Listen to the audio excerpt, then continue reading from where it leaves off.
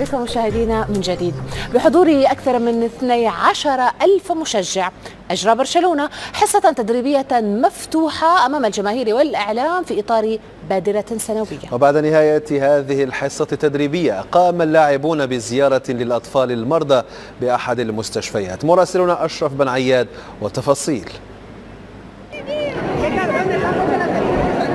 كان يوما مختلفا للغاية بالنسبة لجماهير برشلونة التي تترقب مع بداية كل عام الحصة التدريبية المفتوحة في ملعب الميني.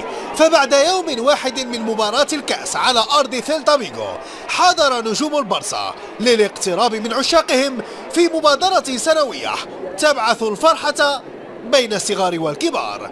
وكما هو معهود في مثل هذه المناسبات حظي لاعبون كميسي وسواريز وإنيستا بنصيب الأسد من الدعم والهتافات. الرقم 10 تحديدا أمتع الجميع بأهداف تحمل بصمته المعتادة.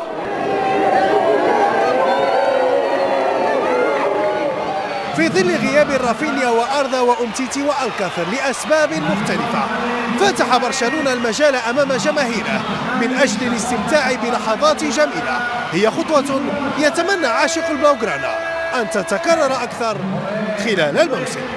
Yo creo que tendría que ser como mínimo 2 veces al año, ¿no? Ya una es poco, ¿no? La gente, supongo que los niños quieren acercarse a los jugadores, se quieren verlos, se quieren ver cómo entrenan. Los niños encantados, muy contentos, sí.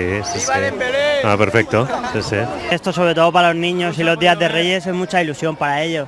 Ver a sus ídolos, ver a sus jugadores. Messi es el mejor y quiero verle en un partido de fútbol jugar y que me den la mano que me choca. Messi, porque es mi jugador favorito.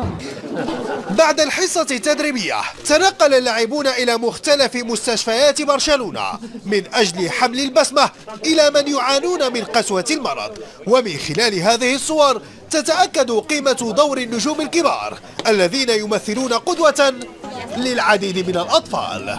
أشرف بن عياد بي إن سبورتس برشلونة.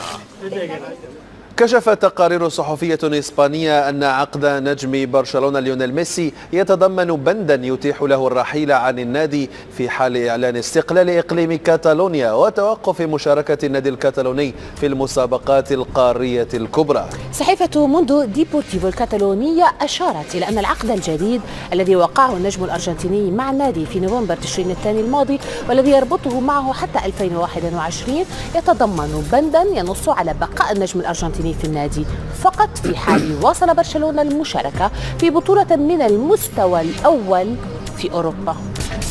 ذكرت وسائل إعلام من إسبانيا أن حارس المرمى كيبا أريزابالاغا اجتاز الفحص الطبي تمهيدا لانتقاله إلى ريال مدريد قادما من أتلتيك بيلباو، وبذلك بات من الوشيك انتقال كيبا لتعزيز صفوف الميرينغي في صفقة تقدر ب 24 مليون دولار في خطوة أثارت شكوكا عديدة بسبب إصابة صاحب 23 عاما.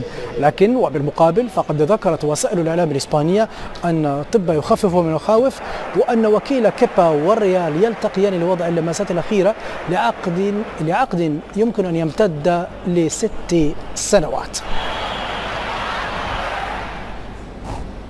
كشفت تقارير صحفية إسبانية أن عقد نجم برشلونة ليونيل ميسي يتضمن بندا يتيح له الرحيل عن النادي في حال إعلان استقلال إقليم كاتالونيا وتوقف مشاركة النادي الكتالوني في المسابقات القارية الكبرى. صحيفة موندو ديبورتيفو الكتالونية أشارت إلى أن العقد الجديد الذي وقعه النجم الأرجنتيني مع النادي في تشرين الثاني نوفمبر الماضي والذي من المقرر أن يبقيه في الصفوف حتى 2021 يتضمن بندا يحدد أن اللاعب سيبقى مرتبطا بالنادي فقط في حال واصل الأخير المشاركة في بطولة من المستوى الأول في أوروبا.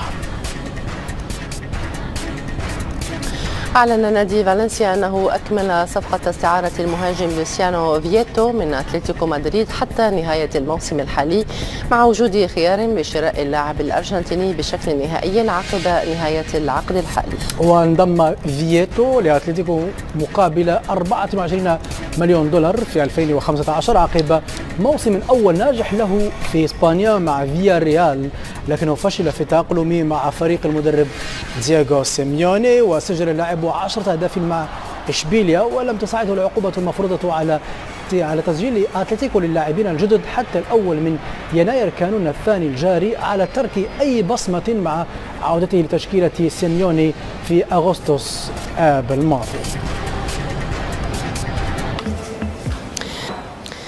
أعلن ريال مدريد إصابة مدافعه سيرخيو راموس في عضلة الساق. النادي الملكي من خلال بيان نشره على موقعه الإلكتروني أكد إصابة راموس دون أن يحدد الفترة التي سيغيب فيها عن الميادين، في الوقت الذي أكدت فيه مصادر إعلامية أن راموس سيغيب عن المباراة القادمة للريال